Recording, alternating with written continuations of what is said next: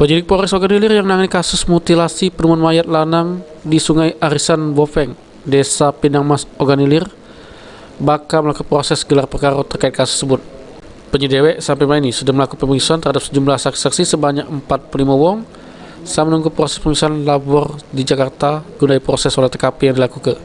Kurang lebih ada 45 orang ya, kurang lebih yang kita ambil sekarang masih sebagai saksi. Jadi ya, belum ada pelakunya, belum kita hasil tes yang katanya diperiksa di. Nah, ini belum kembali dari Jakarta ya. Kita lapor masih di Jakarta, mungkin membawa hasil olah TKP kemarin yang terakhir. Di berita sebelumnya, warga yang tinggal di aliran Sungai Arisan Bopeng, Desa Pinang Mas, Oganilir, dikejutkan dengan penemuan mayat lanang dengan kondisi tangan sama kepala tak kati. Mayat tersebut selanjutnya dievakuasi ke Rumah Sakit Bayangkara guna proses pemeriksaan oleh pihak forensik Rumah Sakit Bayangkara. Firman Hidayat, PAL TV.